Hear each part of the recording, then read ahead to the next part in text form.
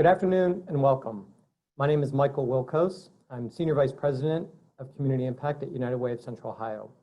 We're going to take the next hour to talk about poverty in our community. I'll take a few minutes to give us some grounding with some statistics and maps about who's experiencing poverty, what neighborhoods, what demographics, because what we know is that not everybody is universally impacted by the issue of economic vulnerability in our community. Once I go through a few slides to ground us, we'll have a facilitated conversation with three great panelists. We have Scott Marrier with Westville Area Resource Ministries, Robert Caldwell with Answer Poverty, and Michelle Heritage with the Community Shelter Board. And with that, let's talk about what the landscape of economic vulnerability looks like in Central Ohio. One of the things about our region is we are a growing community. And what that means, sorry, having a little technical difficulty here right now. I'll be back in just 1 second so we can advance these slides.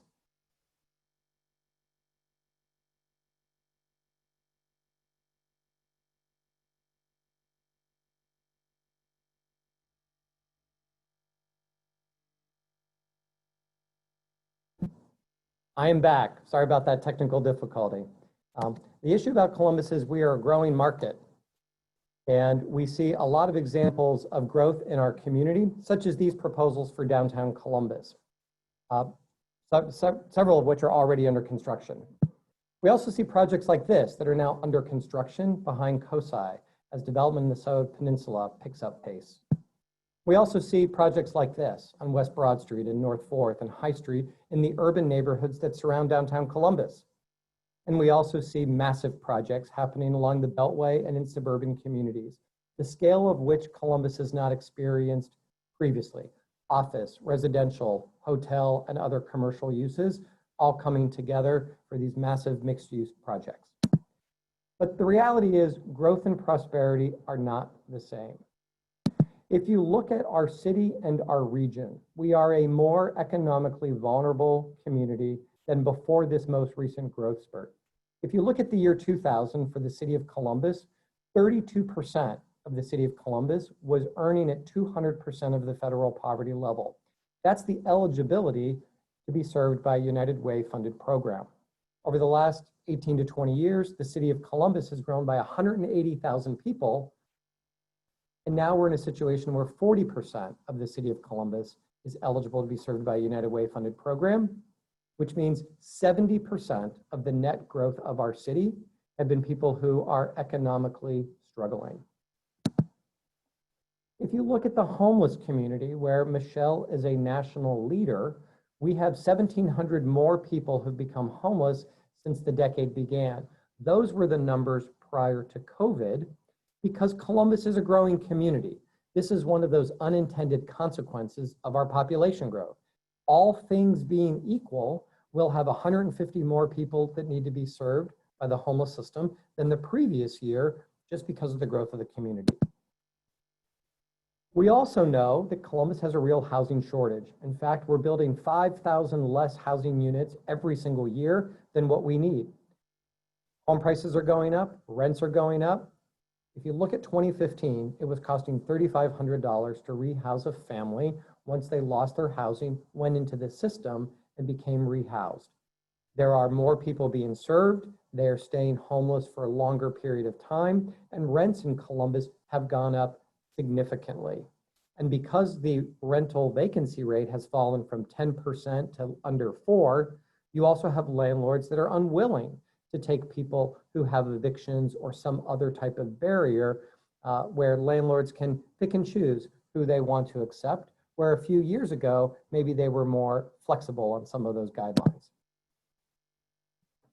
We also want to look at opportunity. I've been using these maps for a long time, created by the KIRWAN Institute for the Study of Race and Ethnicity, because they look at these 4 broad categories and 17 different indicators.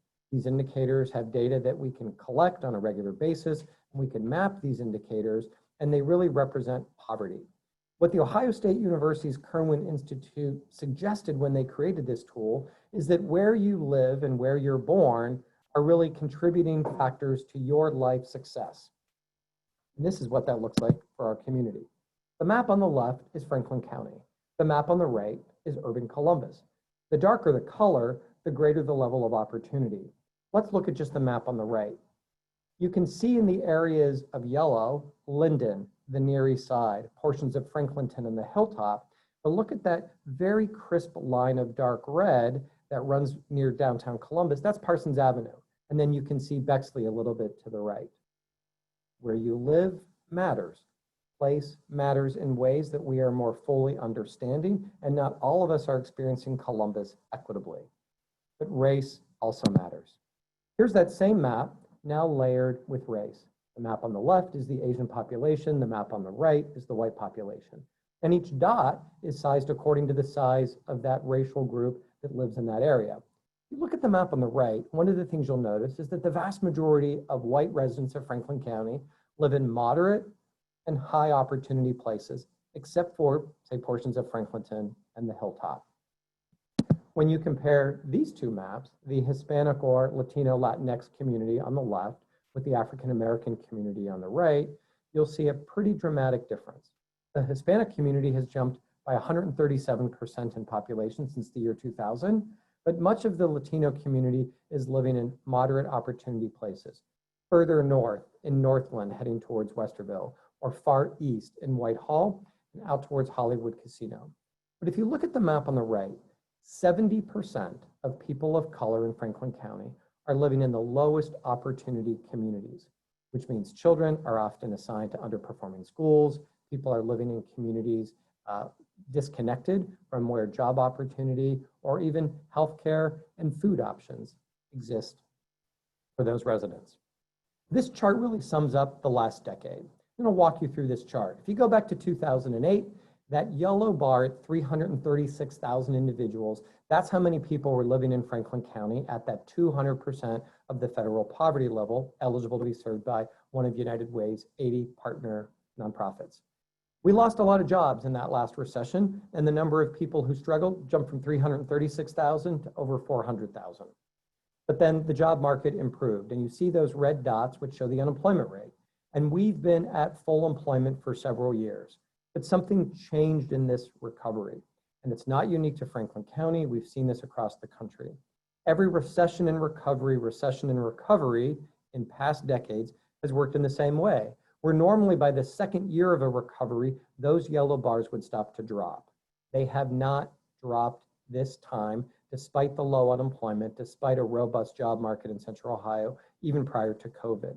And what the economists who help inform United Way's social investments explain this economic situation this way. For a third of us in Franklin County who have college degrees, the economy is working well. Another third of the community that works, say, building all those buildings I showed in the beginning, plumbers, electricians, construction workers, are also commanding high wages. But there's now about a third of the American workforce. That's 400,000 people in Franklin County.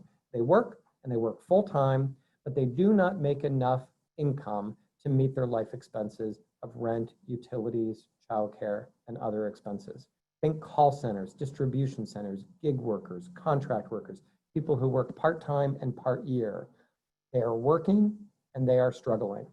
This is the earned income that the federal government has established for family size in this community.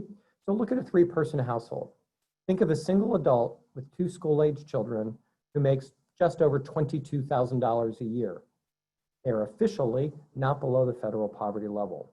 This is important because when people slowly move up the economic mobility ladder, they begin to lose some of those traditional government benefits around food or rental assistance or childcare. So sometimes that 50-cent an hour raise might look good on the surface, but it might have an unintended consequence of you losing a benefit that is more than the earned income that you just got with that raise.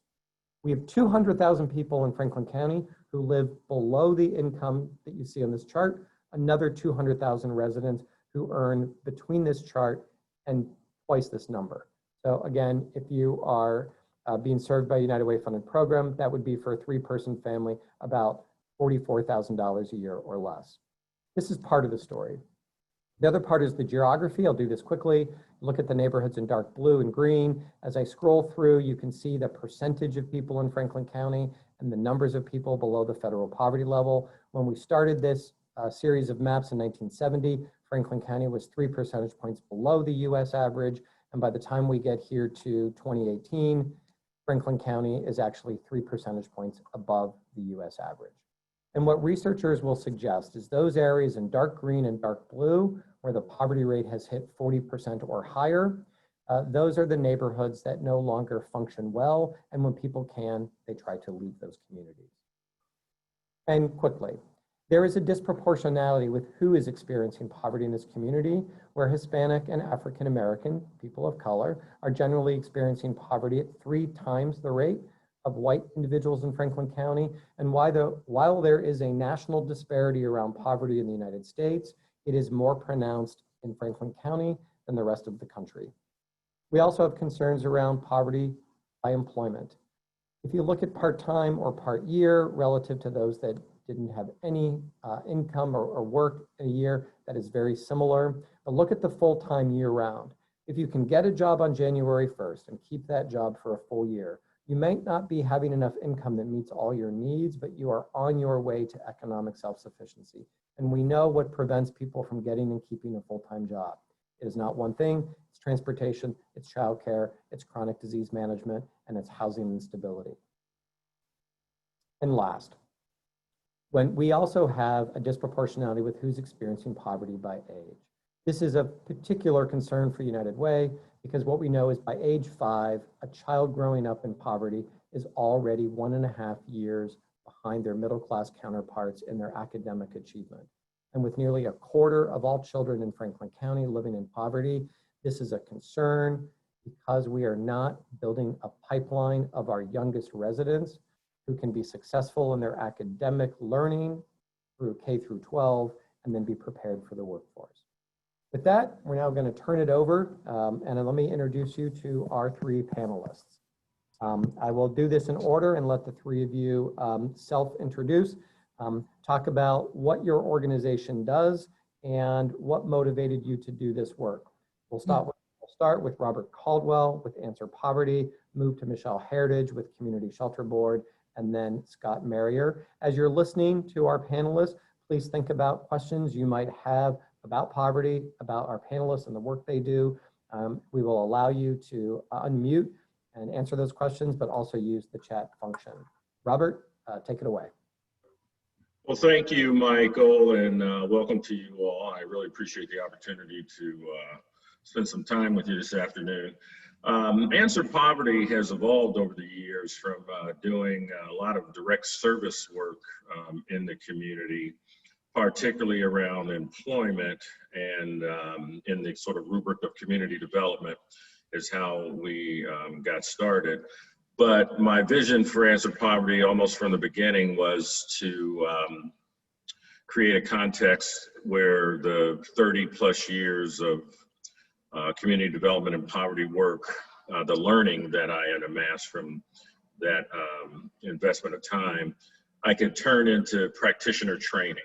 And so for most of the last decade, Answer Poverty has focused primarily on practitioner training. And by practitioner, I mean the folks who work directly in low-income communities or with families, individuals and families that live in poverty. And why I chose to do that was because I came into this work not as what would be considered a traditional social worker or someone who sort of felt a vocational calling to do that type of work. I graduated college and started my career doing sales and marketing and all of that, and then I had like a faith awakening, I guess you'd call it, in my mid-20s, and over the next few years realized that I guess my capacity for strategic thinking and the way I could deconstruct things and analyze things, I could offer some perspective that perhaps wasn't in the mainstream around how poverty worked, how it was perpetuated, and how the different factors in our community worked together to perpetuate it, including professional helping. And it took several years for me to develop a real understanding of that, but at some point it clicked that all of our well-intended and oftentimes well-funded programs to address poverty actually did more to help perpetuate it, primarily because of the assumptions that those programs were developed around. And that the assumptions were more about people cannot do for themselves. They lack capacity somehow inherently. And therefore we have to develop programs and services to do for them. Mm-hmm. And what that unintentionally did was work to keep people dependent on the system, allow their own capacities to atrophy, and as a result, generation after generation emerged, being dependent on the system. And unfortunately, even you could characterize it as a codependent relationship between the helping organizations, because they continue to need people to depend on them to get funding and so on and so forth. So I hope to share more about that as we go forward. But that was the genesis of my investment toward training of practitioners, and I've developed an array of training resources that are kind of rooted in this asset assumption about people, with a mode that is primarily relational versus programmatic. So that's the work that I'm involved in now. Thank you, Robert. Let's turn to you, Michelle. Hey, Michael, thanks for inviting me, and excited to be here. So I'm Michelle Heritage. I'm the Executive Director of Community Shelter Board. And Community Shelter Board is a collective impact organization in our community, which is tasked with funding the strategy, compliance for preventing and ending homelessness. And we do that by bringing together 16 partner agencies from across the community to provide a whole array of services for people facing homelessness. Those services can include street outreach teams that are trying to help people get rehoused or come into shelter to get the services they need to get back on their feet. It can also include shelter. So all of the shelters in our community serving single adults and families are under the purview of Community Shelter Board. All of our rehousing services, including getting folks back out of shelter and into market rate housing, and supportive types of housing for people who may have other kinds of barriers and need a little bit of support as they are getting restabilized and back on their feet. And then my favorite, as you well know, Michael, is prevention. And I'm a big fan of prevention and a strong believer. Community Shelter Board's role, frankly, is to put Community Shelter Board out of business. And we can do that by getting a little further upstream. So we have prevention programs that we fund to keep people from becoming homeless. All these programs are focused on impact, and our community is recognized as a national model in terms of addressing homelessness. What got me into this? I always wanted to be in a helping profession. I didn't have economic challenges when I was growing up, and I felt really strongly that, you know, if you have been given a lot is asked of you. So you should give back in really meaningful ways. But I really got into it because I was going to go to law school and I needed to do an internship, and I went to work in the office of Mike Stinziano, not the current Mike that's the auditor, but his dad. And he had something called a constituent services program. And basically it was anyone could call in and they would have a challenge, and your job was to solve it for them. And oftentimes when you were making phone calls or visits and you were coming from the state representative's office, you were able to get people helped. This was at the beginning of the AIDS HIV crisis, where we didn't have any laws or rules to prohibit people from being discriminated against and evicted from their housing and fired from their jobs because they were HIV positive. And so I got to do a lot of advocacy work around that issue, and it just caught fire, and it was just an awakening for me to think about that I could be part of easing suffering and helping other folks. And I got into anti-poverty work and stay here because for me, it's just an absolute issue of fairness. And there is a massive unfairness right now in our country, in our community, and we need to make it right. And it's only when people get active and take action that we can undo that unfairness that is happening for so many people right now.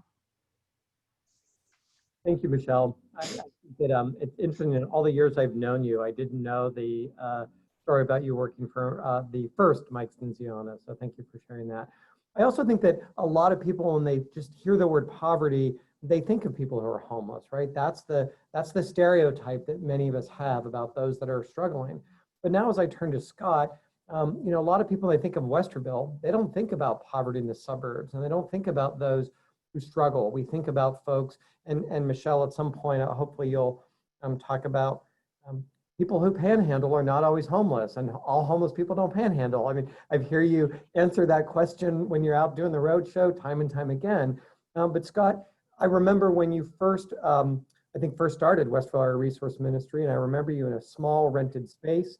And about a week ago, I had the opportunity to come out and visit with you and see a line of cars wrapped around the block looking for food assistance. And I know that the people that you serve are often working. So let's talk now about suburban poverty and those who work but maybe still struggle. Thanks, Scott. Yeah, so Scott Marier with Westerville Area Resource Ministry. This is my 16th year helping with addressing the issue of poverty and folks who need help in our particular area. Our service footprint is 52 square miles.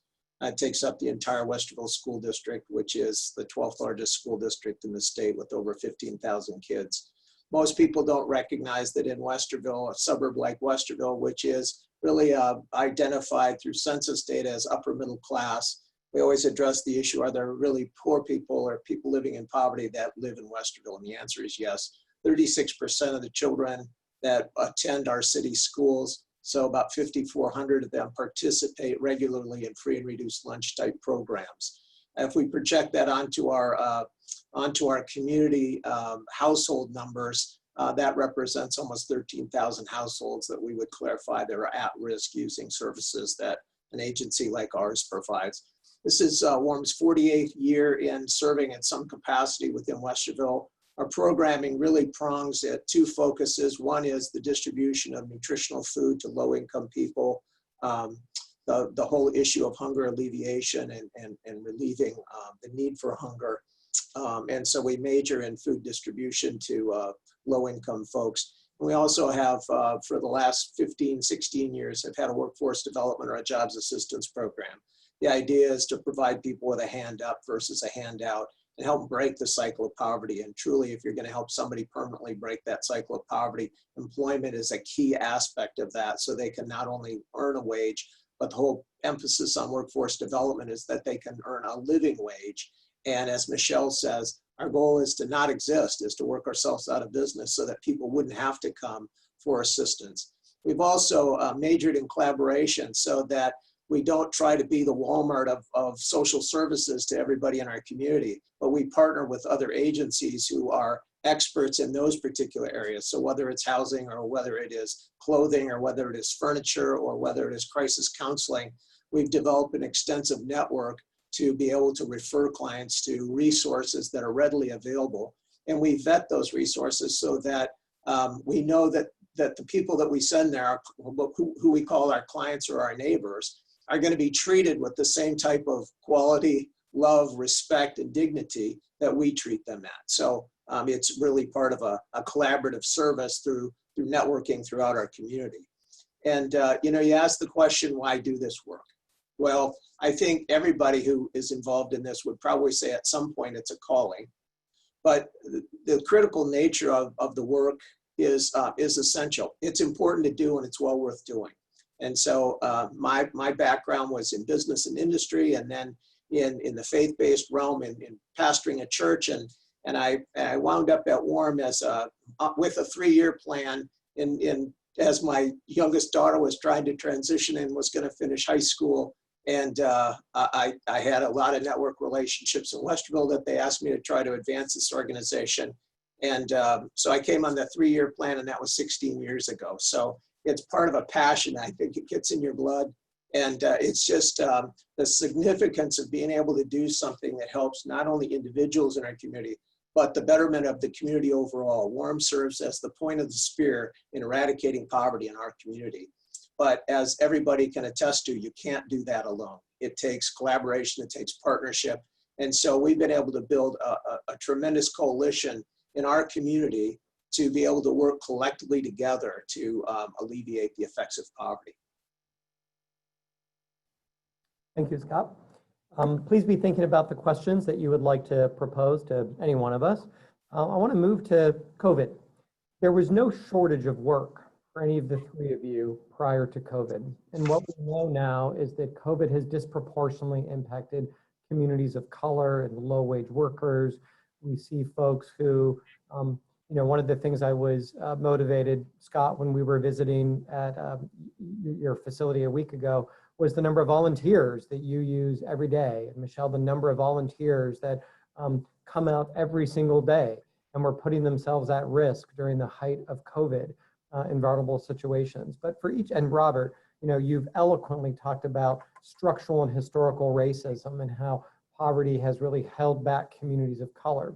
I'd like for each of you to take a couple minutes to talk about what was the environment like prior to March and what has changed since March with who you serve and what are some of the conditions around vulnerability right now in Central Ohio.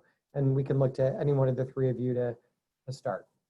Well, I'll volunteer to start. I have a story here, and it just says, this is Thomas, and here's a quote from him.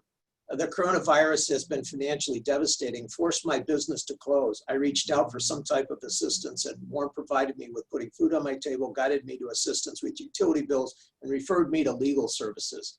This is an example of a client who was self-sufficient, was operating a business, had never used a service like Warren in their lifetime, and their life got turned upside down, which is classic of situational poverty, where somebody's life gets turned upside down. Through the pandemic, new families that we had never seen before increased 219% in the first 6 months of this year. So we saw this tremendous jump in people that had never been to an agency like ours before because of unemployment and economic stress and just getting their life turned upside down in relation to that. And so we all know the impact of that, but as it drags on, we're seeing not necessarily those jobs being replaced. So everybody who's displaced and is now looking for assistance and support and work, that's probably going to be the long term. And so we're anticipating a minimum of 12 to 24 months. We start our new fiscal year today, and we've projected our budget to be pandemic response, pandemic recovery for the next 12 months. And I had a conversation with our superintendent of schools just the other day, and he is, they just have the mindset of the next 18 months. Maybe it's so we don't live with disappointment if it doesn't recover, so we don't set ourselves up. But economically, we've just positioned ourselves to say this is the new normal. I think the challenge that it brought about is that it can never be business as usual again. It was a wake-up call for all of us to put in different types of protocols to look how services were gonna be and how we can then now adjust those to continue to meet not only the growing need, but how do we help people actually recover? It's more than just giving them a plate of food. How do we really give them a hand up so that they can recover, or as the other experts here are dealing with, to really break the cycle of poverty so that they can get out of it and really thrive and versus just survive.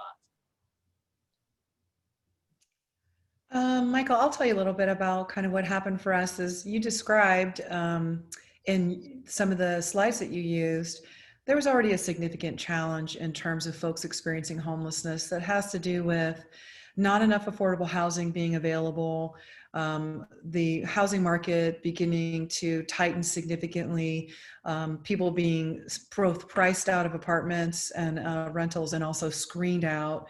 If you've got an eviction, a conviction, a credit issue, landlords can be very, very choosy. The costs for us, obviously, to get folks out of shelter and rehouse has doubled. And at the same time, we've got a lag of wages. Prior to coming into COVID, we saw that housing costs were increasing 3x over top of wages. And so we had a compounding issue that was really starting to be quite a challenge. For COVID, we went into kind of a critical emergency mode. The first thing we had to do was keep everyone safe and alive. And frankly, that's what we moved to, is to think about keeping people safe and alive. You cannot stay home if you don't have a home. And when you think about a very vulnerable population who are living in congregate settings or experiencing street homelessness, there's no safety there. And so what we found was this: we had to really take a two-pronged approach. First was prevention. We opened 3 new facilities so that we could get everybody far enough apart, and that we could open and keep open additional shelter beds, because as a public health issue, if you have people rolling around the streets of Columbus and Franklin County without a place to use the restroom or wash their hands, then we've got a problem. And that's a public health problem, not just for the people that we serve. So we opened 3 new facilities. We got everybody spread apart. We immediately put in protocols for masking and testing prior to even the governor making those announcements. And I'm proud to say that those prevention efforts have resulted in an infection rate in our congregate settings that's lower than the state average for the general population, because we are so adamant about it. We also had to provide a facility that's medicalized for folks who are COVID positive or have been exposed to the virus. They need a place to stay, to recover, and to heal. And many of the people we serve are very vulnerable in the physical sense, that they've got other coexisting conditions, whether it be a physical condition, a behavioral health challenge, or something else. So we've got a medicalized facility, and we want to give props to Lower Lights Christian Health Center and the YMCA, who've both stood up and have actually engaged in heroic efforts. We were able to stand up something very quickly, very thoroughly, working with our hospital systems, our health centers, our public health departments to respond to COVID. If your viewers don't know, I'll tell them. We have a massive racial disparity when it comes to who is homeless. 65 to 70% of the people that we serve are people of color. So we already have a massive disparity of who experiences homelessness. And by the way, you can control for anything you want to try to talk about why this is happening. You can try to control for poverty or any other variable. And let's get clear, it's racism. It's structural racism, and we see it in the homeless system in the most absolute manner. So we're going to have more folks that are continuing to enter our shelter than need us care. I want to say this as well, not to be Betty bad news, but for the folks we serve, for my people, there really wasn't a recovery that ever happened for them. It might have happened for others in the community, but many of them never in real wages regained what they were making. We are already seeing, just in our first quarter of statistics, that those very low wages people were making are even lower already. And so we're very concerned. We've got now an eviction moratorium, and we've got funding that is helping people stay housed. But when those things expire, if we don't see some help, and I'm going to say coming from the federal level in a real way, there could be catastrophic consequences in terms of people who are going to be very vulnerable that need their basic needs met. We're really going to have to activate as a community.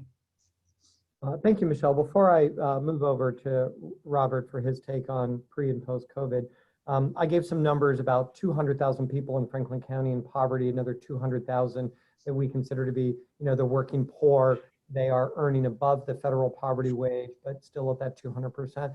Could you give for our audience approximately how many people in Franklin County are homeless, and what does that mean? There's people who are unsheltered, there are people who are sheltered.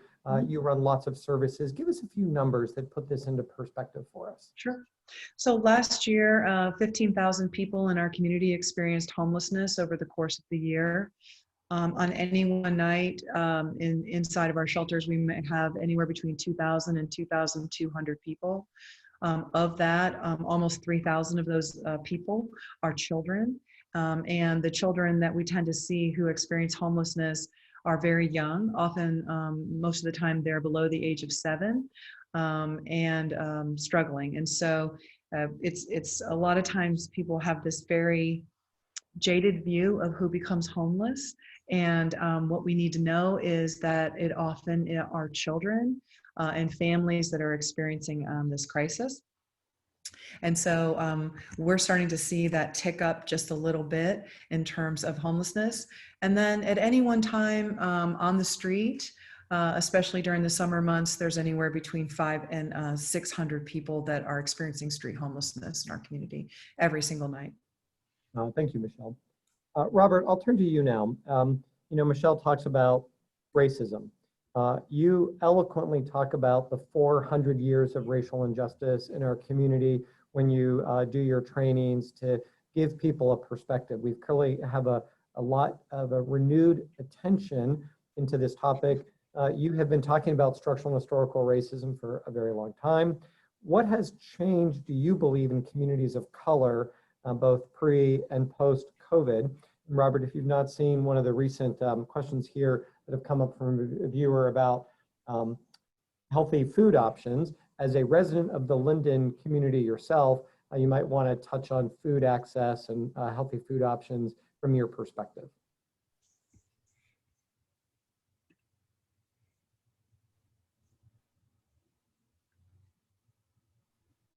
You're still muted, Robert. Apologize for that. As you posed the question earlier, both Scott and Michelle are doing a lot more direct service work than I am at Current.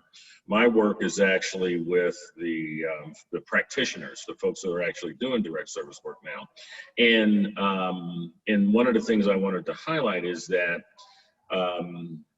I think that this moment has actually created an opportunity to, you know, I guess, reprogram the type of investment that professional helping has made for all of its history, really, in America, towards this more relational, you know, kind of aspect that I've been trying to emphasize in most of my training. And one of the things that I have seen is that the pandemic, particularly for the church, I've been working with several churches for last few years. The church is the only institution in our society that has the capacity for a long-term relational commitment to the folks that interact with them. Every other institution in our society has a time-limited investment, almost by design, that somehow the relationship with that person or family ends by design. But a church doesn't have to do that. The other thing that a church gets to do is it gets to make the type of relational commitment that could possibly be 24/7, 365 in terms of its capacity to respond and react to folks. And so what the pandemic has done is it's allowed people, principally churches, but anyone who has a passion for helping, to see themselves stepping out of the comfort that they are accustomed to, making sacrifices personally so that they could invest in the care and well-being of folks that they know who have been struggling because of the pandemic, become more aware of friends and family members who have been in this precarious portion of the population that we've been talking about, who they've never really looked at saying, hey, let me help you in some meaningful way, because you just weren't aware of how stark or how dire their circumstance was. So I say that to say that what I have seen in terms of a change pre-pandemic, post-pandemic, is a lot of people becoming more interested in figuring out what can they do as individuals to invest. I mean, we can give money and we can, you know, prop up the various organizations like WARM and all the aspects of the shelter community that Michelle's organization supports in direct ways. But if we don't get people, individuals, to mobilize and make a decision that they are willing to forego some of the material wealth and comfort that they've become accustomed to and take the risk, make the sacrifice to try to invest in people relationally, then, you know, we will not really make the dent that all of us are looking forward to, because at the end of the day, it's going to take people to do that. So I wanted to make sure I emphasize that point. But to your question specifically, what I have noticed is that what COVID has done is it's pulled back the veil in a way that has revealed a variety of things that are going on. And it has, for the first time in public discourse in my lifetime anyway, people are actually acknowledging racism in a way that we have not. I mean, I've been doing training regarding race and poverty and its conflation for well over 20 years. And while it gets entertained, back then it got entertained as a, kind of a novel, perhaps perfunctory thing to do as a part of training. Yeah. People are actually now very invested in trying to learn more about, like, how does this work? Like, how has this thing that many have talked about, how does it really work? And how am I a part of its perpetuation? And that's the thing that I see as new.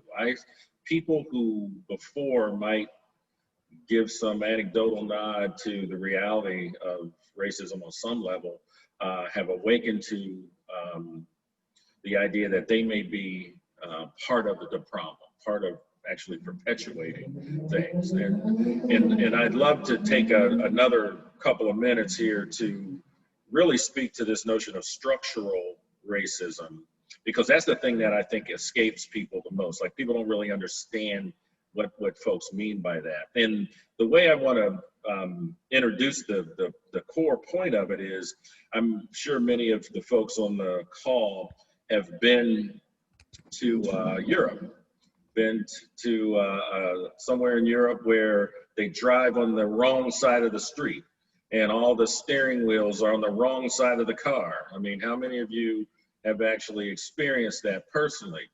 I use that as a metaphor to say that that's what structural it means. That's like something is by design to facilitate a certain way of doing things, or a certain, it kind of requires that everybody conform to that way.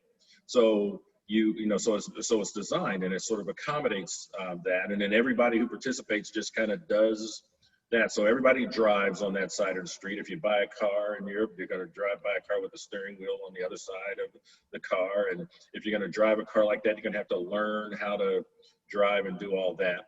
Well, the way American society has been designed, it has been designed to perpetuate a certain kind of worldview, a certain idea about what success and failure is, and more importantly, what it means to be in and what it means to be out in terms of who gets to benefit from society. And so with that in mind, structural racism is best unpacked by understanding that there's a group of people in this country who society works for, and some of that is due to the color of their skin, but it also is due to the access to resources and opportunities for success in our society.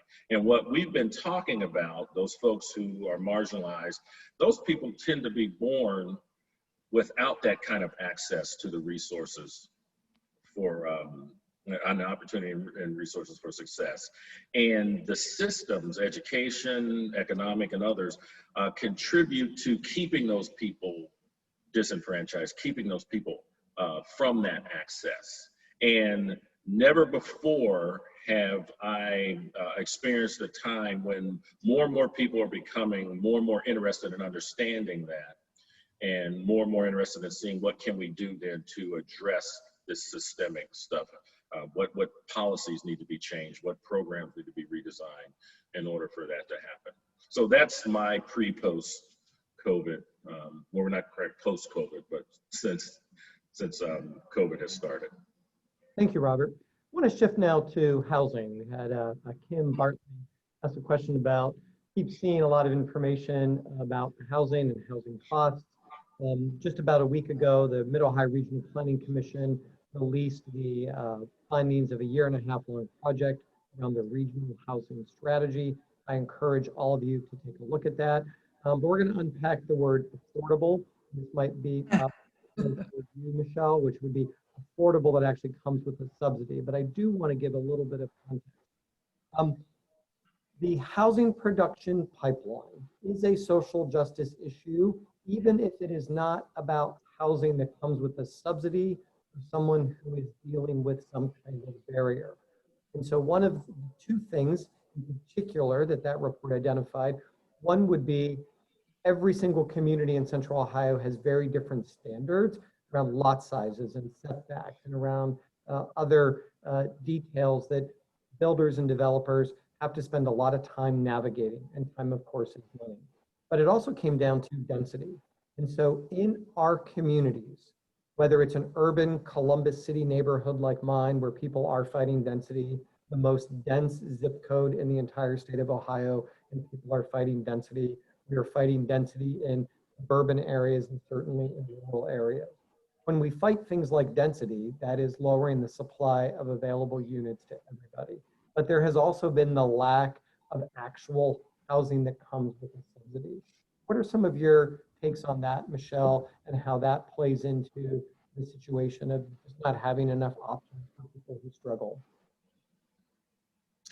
Well, I think I agree with you 100%. This issue of lack of housing is a social justice issue, and restrictive zoning covenants during the times of redlining, as we know, were used to keep people of color out of certain neighborhoods, and destroyed in Columbus some very prosperous neighborhoods that are still trying to recover from what happened with redlining. And frankly, we kind of have a little bit different of a thing that's still going on, which is these zoning practices where we don't want density in our zoning, we don't want multifamily homes, we don't want rental, where we are allowing, except for one community in our county who just passed it about 2 weeks ago, which is Bexley, that you're allowed to discriminate against someone about how they're paying their rent. So if they're being paid with a subsidy of some kind. And frankly, all of these things, whether we're fully conscious of them or not, if my better angel's on my shoulder and I say, we're just not fully conscious, what they do is they keep people who are low income and especially people of color out of our neighborhoods, and continue to have neighborhoods with massive income inequality and which are very much racially segregated. And we see that in Columbus. We actually have a very, as you know, a very racially segregated and income segregated community. And I think what happens is we can use all the reasons that we want to stop this density, but the fact is, for the health of this community, we need to build more housing. People want to live here for all the same reasons that we are living here. It's a wonderful community, and we have to be able to build. And I think we're going to have to make some very bold, brave decisions about if we're going to continue to allow this type of, frankly, structural discrimination against those of low income and people of color in this community, because that's what's happening. You can't say that it's not, because when you look at the results, they speak for themselves. We are segregated because we have intentionally pursued policies and practices which have segregated us. And we must intentionally pursue policies that desegregate us by income and by color and gender and lots of other things. And so that's where I think we have to be action forward. I love how Robert is talking about that, because what he's talking about is taking forward action that is bold and that is brave, and that will then change the results. Policy got us here, and policy can get us out of here. And Scott, you are in Westerville, but you talk about the Westerville School District, and clearly the portion of Columbus that is served by Westerville schools demographically and from a housing perspective does look a little different than the core of the city of Westerville north of 270. What are your thoughts about how, what is the prevailing attitude around density and affordable housing, and how does housing options by price and by tenure really impact the economic stability of the 80,000 or so people that live within the Westerville School District? Yeah, thanks, Michael. A third of the students that attend our schools actually have Columbus addresses and live south of 270. And so it's a significant portion there. Ironically, I had a interaction with one of our council women, city council representatives today. Someone had written her a question about the listing of affordable housing in our school district. And she wrote me and said, you know, I should know this. I don't. Can you help me? And so just, you know, around noon, I sent her the list and had to apologize that it was woefully small and short, and said, you should help us with this, because it's a critical issue in our community that would tend to keep us segregated versus be more robust and have availability for opportunities for people to help them move forward in relation to that. So it's a challenge that I know is around the outer belt in every suburb addressing that issue, because if you you know, go uptown and you talk about poverty, you're not the most popular person in the world, because they really say, no, we don't want that here. And so you're trying to help people deal with the reality that it is here and it's available. People are migrating to places like Westerville and anywhere around the outer belt because they're looking for better housing. They're looking for better schools. They're looking for more access to jobs, service jobs, and transportation is the issue in relation to that, and the gentrification of the inner city. The photos, the beautiful photos that you were showing at the beginning of your slideshow is displacing a lot of people that were really affordable neighborhoods before, and now they're not. And so poverty has also gotten so mobile. It used to be fairly centric, and you could do a neighborhood house or, you know, a neighborhood shelter in a particular area. People would gravitate to that. Poverty is now as mobile as the rest of the culture. So it's much more difficult in trying to get your arms around that to be able to address that. So it is a serious problem that I think all suburbs face in relation to saying, how are they addressing that to make equal access to the benefits that are maybe available in upper middle class neighborhoods. Great, thank you. We're running down about 7 minutes. My closing question for each of you is going to be around kind of what's keeping you up at night right now. However, we do have a question from a viewer, Michelle, around schools. You talked about people are interested in Westerville, they're looking for better schools, but school is now virtual or it's hybrid, which is providing a convenience for, say, a family that maybe is mobile, that maybe is in the shelter system. But Michelle, hopefully you've had kids look at the question, but a school has restarted this fall in a variety of ways, on hybrid. How are kids in shelters plugging into school work? What are you seeing there? That's a great question. I did see it in the chat. Thanks for the question. This has been a huge, huge thing for us to deal with, because you can imagine if you've been inside of a shelter, there's not a lot of spaces there for folks to be in terms of spreading out 6 feet apart and then having a quiet enough environment that the children can engage in learning and school. In addition, our families tend to be mobile, and there might be as much as a 40% turnover in shelter from week to week. And so we have a very mobile family. Oftentimes, we've got a mother, you know, she's out going to appointments, looking for work, finding a place to live. And yet she also is in charge of now trying to assure that her school-age youngster is able to get what they need. So we've been really working closely with the City of Columbus, who's been absolutely phenomenal, MORPC, and I Know I Can has been the point on all of it. And those entities have been working together to assure that all the children in our shelters have the equipment that they need, and also have this the space that they need.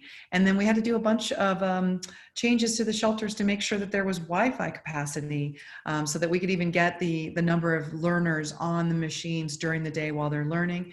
And we're still seeking assistance with people who are able to come in and help those young folks to learn. Because I just want you to think about it. You know, you're a mom and you've maybe you've got a baby and you've got a toddler and a school ager, and you're homeless in a shelter and you're trying to get back on your feet, and you're getting, you know, searching for work, you're getting, you know, trying to find an apartment and doing all of that work. And at the same time, you're supposed to be in charge of your child's education. And so this is a great place where, you know, members of the community can try to plug in to really just be assistive so that this mom can get back on her feet when she's working so hard. She just got a lot on her hands, and she doesn't have the most basic thing, which is a stable home to live in.